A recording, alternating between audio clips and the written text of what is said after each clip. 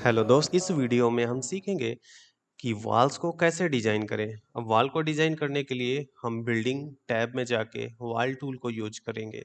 इस वीडियो में इसके जो सैंपल प्रोजेक्ट हैं उन्हीं में से एक प्रोजेक्ट स्मार्ट अपार्टमेंट को डिजाइन करेंगे। अगर इसको आप ओपन करना चाहते हैं तो आपको मेन्यू में जाना है, देन फाइल में चल के यहाँ पे लोड सैंपल प्रो और ये देखिए यहाँ पे हाउस में चल के स्मॉल अपार्टमेंट मिल जाएगा। इसे आप ओपन कर लीजिए। जैसे ही ओपन करेंगे ये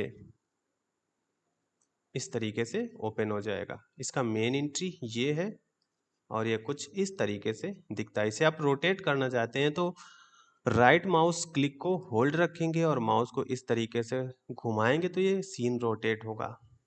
एंड मेक श्योर आपका ये ऑर्बिट ऑन होना चाहिए, मतलब ये जो पूरा सेक्शन है ब्लू होना चाहिए, ग्रीन नहीं होना चाहिए। ठीक, इस तरीके से रोटेट करने में ज़्यादा आसानी रहेगी। अब सबसे पहले हम इस पूरे प्लान का, पूरे घर का मेजरमेंट ले लेते हैं कि इनकी वॉल की लंबाई कितनी है इस पूरे घर की और चौड़ाई कितनी है। ये जो रूम बने हैं इनका क्या डायमेंशन है। तो लंबाई चौड़ाई मेजरमेंट करने के लिए आपको 3D से 2D व्यू को सेट करना होगा। कल मैंने बताया था कि यहाँ पे चल के आप 3D व्यू से 2D व्यू में जा सकते हैं। तो दो टाइप के 2D व्यू मिलते हैं, एक ब्लूप्रिंट एंड एक रेंडर। तो अभी फिलहाल हम ब्लूप्रिंट मोड को यूज करते हैं और यहाँ पे जूम करेंगे तो इस तरीके से पूरे घर का ब्लूप्रिंट यानी वॉल्स का ब्लूप्रिंट मिल गया है। अब यहाँ से इनके डायमेंशंस चेक कर लेते हैं। यहाँ से लेना है आपको मेजर टूल और इस जगह क्लिक करना है। यहाँ से मेजर करते हैं। सबसे पहले इस वाले रूम की जो लंबाई कितनी है वो लगभग 10.5 फीट के आसपास की इसकी लंबाई आ रही है। तो हम इसको एक मोटा मोटा तौर पे रखेंगे, इसको हम रखेंगे 11 फीट। मेजर कर लिया, देन स्किप करिए। फिर इस पॉइंट से आगे का मेजरमेंट लीजिए। ये जो टोटल है ये 20.5 फीट के आसपास है, तो हम इसको सिंपल 20 या फिर 21 फीट रखेंगे। तो हम रख रहे हैं इसको 20 फीट। स्किप कर दिया। इस जगह से ये जो छोटा सा रूम बना है ये 4 फीट के आसपास का है, तो इसको 4 फीट नोट कर लीजिए। देन इस जगह से इस कमरे की जो लंबाई है वो है 12 फीट, तो इसे भी 12 फीट नोट कर लीजिए। अब चौड़ाई नाप लेते हैं। यहाँ से लेके ये कमरा लगभग, यहाँ से दिख नहीं रहा आपको तो हम इस जगह से मेजरमेंट ले लेते हैं।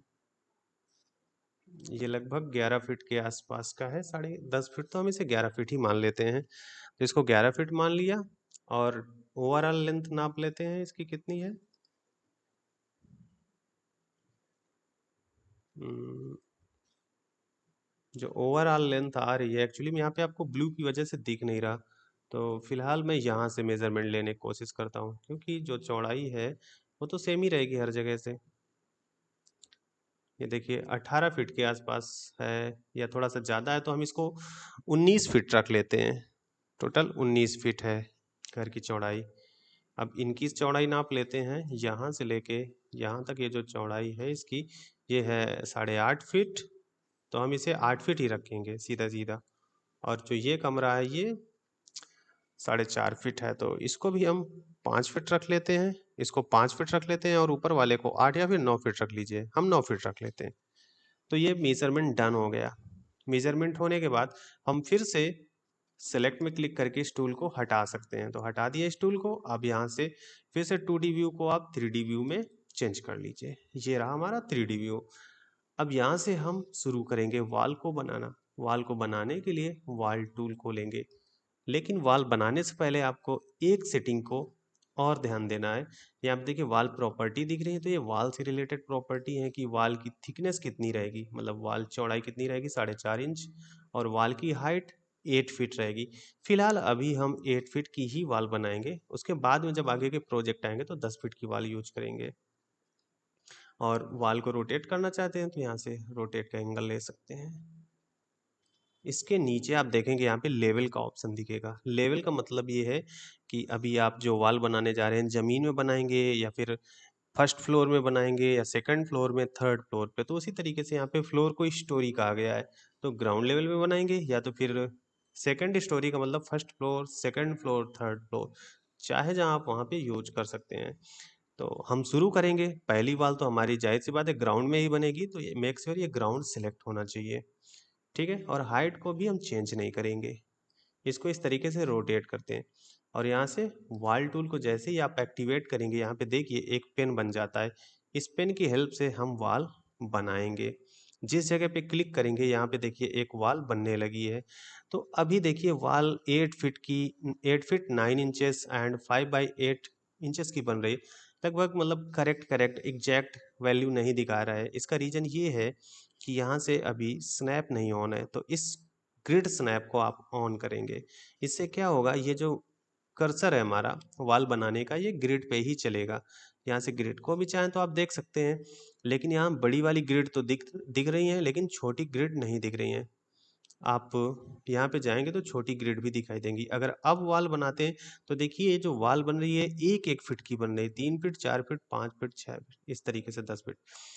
तो ये एक एक फीट के गैप पे ही बनेगी, क्योंकि हमने प्रिसीजन ऑन कर लिया है।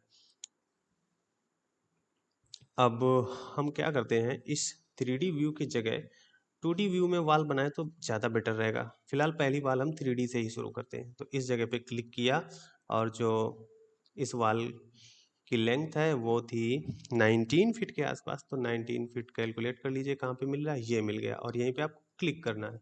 इसके बाद आगे की ओर चलना है। आगे की ओर चलना था टोटल 11 फीट, और इसको इधर ले आइए 19 फीट और इसमें से मैच करा दीजिए। ये एक रूम तैयार हो गया हमारा। यहाँ पे फिर से एक और पार्टीशन वॉल क्रिएट करनी है, और इस पार्टीशन वॉल की जो या इसे ये जो स्पेस है ये अप्रॉक्सीमेट 8 फीट के आसपास स्पेस है।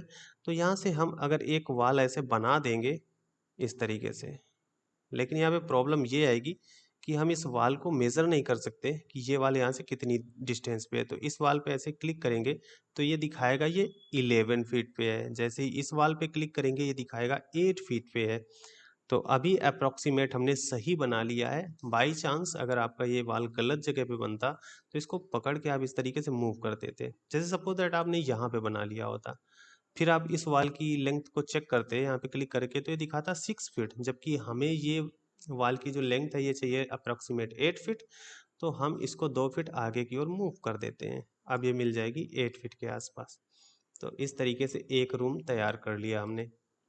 इसके बाद आगे का रूम तैयार करते हैं। फिर से हम वॉल टूल लेते हैं और इसी जगह से शुरू करते हैं, एग्जैक्ट इसी पॉइंट से।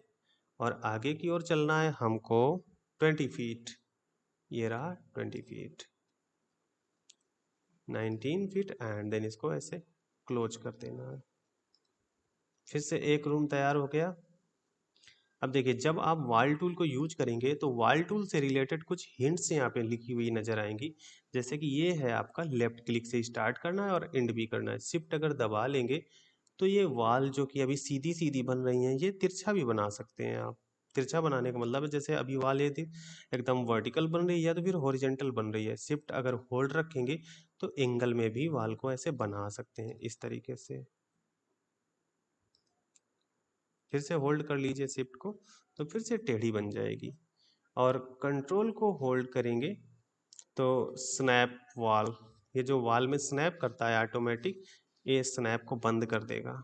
और स्किप प्रेस करेंगे तो जो वॉल बना रहे हैं ये बननी बंद हो जाएगी।